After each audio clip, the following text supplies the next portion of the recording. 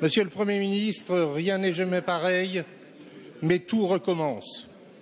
Si je posais la question, qui connaît ici Thérèse Priest?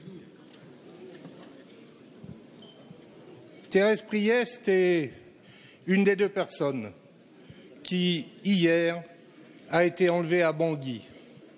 Thérèse Priest est une personne de 67 ans qui, depuis une vingtaine d'années, avec son mari, ont créé une petite ONG pour aller au secours des populations ici en Centrafrique.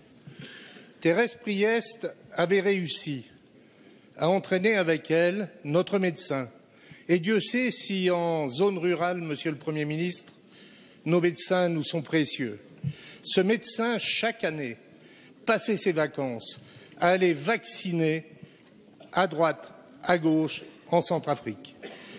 Hier, Thérèse Priest a été enlevée par 4 hommes armés de Kalachnikov. Cela nous révolte tous ici, en Centrafrique.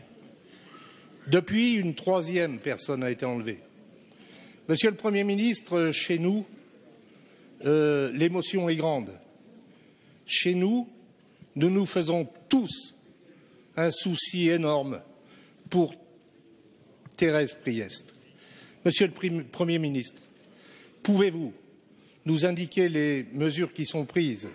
Je sais que notre ambassadeur, je sais que l'évêque de Bangui ont entrepris toutes les démarches pour qu'elle soit libérée. Monsieur le Premier ministre, pouvez-vous nous donner des nouvelles? Merci. La parole est à Monsieur le ministre des Affaires étrangères. Cher Monsieur Voisin, vous avez dit avec beaucoup d'émotion, puisque vous connaissez Madame Priest, ce qui est arrivé. C'est tout à fait vrai que hier, cette femme, qui est une femme admirable, qui est une ancienne éducatrice spécialisée, qui a consacré sa vie au service des autres, alors même qu'elle devait rentrer aujourd'hui de Bangui à Paris, a été enlevée par ce qu'on appelle des anti-balaka. Immédiatement, une série d'actions ont été déclenchées, comme nous le faisons dans ce cas. D'une part, ainsi que vous l'avez rappelé, l'ambassadeur de France, qui fait un travail remarquable, a pris les dispositions nécessaires. D'autre part, l'évêque de Bangui s'est interposé, un contact est intervenu et j'ai eu moi-même les intéressés hier soir et ce matin.